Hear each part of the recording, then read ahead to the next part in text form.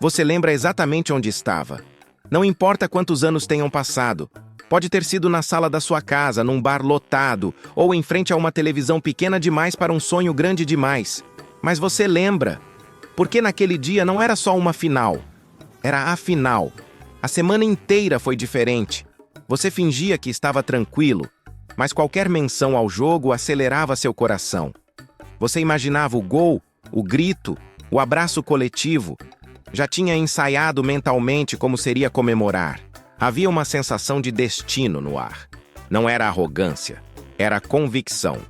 Dessa vez é nosso. Você repetia isso como se fosse uma verdade científica. Todo mundo repetia. Era quase impossível imaginar outro final. As ruas ficaram coloridas. Camisas surgiram do fundo do guarda-roupa. Bandeiras apareceram nas janelas. Era como se o país inteiro estivesse se preparando para um ritual. E você fazia parte dele. Quando o hino começou, você ficou em pé. Talvez não admitisse, mas seus olhos arderam um pouco. Era orgulho. Era expectativa. Era aquela sensação infantil de acreditar que o mundo pode ser exatamente como você quer. Por 90 minutos.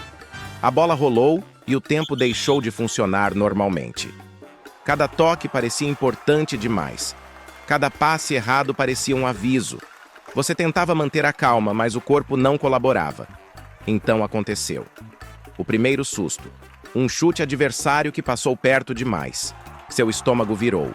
Você percebeu que aquilo não seria fácil, mas ainda acreditava, porque acreditar era obrigatório.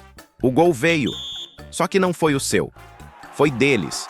E por alguns segundos você não entendeu o que estava vendo. A rede balançou como se estivesse em câmera lenta. O silêncio foi imediato. Um silêncio que parecia pesado demais para caber numa sala. Você tentou racionalizar. Ainda tem tempo. Sempre tem tempo. O problema é que o tempo também pode ser cruel. Ele passa devagar quando você precisa que corra e corre quando você precisa que pare. O intervalo chegou como um momento de respiração coletiva. Comentários nervosos, piadas forçadas, estatísticas inventadas. Você buscava qualquer sinal de que aquilo era só um desvio temporário do roteiro. O segundo tempo começou e, junto com ele, uma ansiedade quase física. Você sentia os ombros tensos, os dedos cruzados, o coração batendo alto demais. Era só futebol. Mas nunca foi só futebol. O segundo golpe veio como um trovão seco. Outro gol. Outra rede balançando do lado errado. E dessa vez o silêncio foi diferente. Não era incredulidade, era medo. Você começou a perceber que algo estava escapando, que aquela final não estava seguindo o script que você escreveu na sua cabeça. E ninguém nunca nos prepara para quando o script falha. O terceiro gol foi o momento em que a ficha caiu. Não havia mais racionalização possível. Não havia ainda dá. Havia apenas um vazio crescente. Um tipo específico de dor que só quem ama algo aparentemente irracional entende. Você não chorou imediatamente. Primeiro veio a paralisia, o olhar fixo na tela, o corpo imóvel.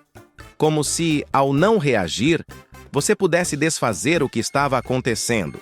Em algum lugar do país, fogos que estavam guardados para a comemoração permaneceram silenciosos. Bandeiras que tremulavam orgulhosas começaram a parecer pesadas. A festa virou vigília. O apito final não foi um som, foi um corte. Como se alguém tivesse desligado a esperança com um botão invisível. Você olhou ao redor e viu rostos que refletiam o mesmo sentimento que estava dentro de você. Naquela noite, o país ficou estranho. Não era luto, era algo mais sutil. Uma decepção coletiva, um orgulho ferido. A sensação de que algo que parecia certo demais tinha se quebrado diante de todo mundo. No dia seguinte, você acordou e tudo parecia normal. Mas não estava. O jornal estampava o placar. Os programas de TV repetiam os gols. A internet analisava culpados. E você tentava entender por que aquilo doía tanto. Porque não era só sobre vencer. Era sobre identidade, sobre pertencimento. Sobre acreditar que por 90 minutos você fazia parte de algo maior do que você mesmo. Aquela final destruiu mais do que um sonho imediato. Ela abalou uma geração que cresceu acreditando que certos finais eram inevitáveis, que certas camisas carregavam destino. Você começou a assistir futebol de maneira diferente depois disso, mais cético, mais cauteloso, talvez até mais maduro, mas também um pouco menos inocente. E ainda assim, na próxima temporada você voltou.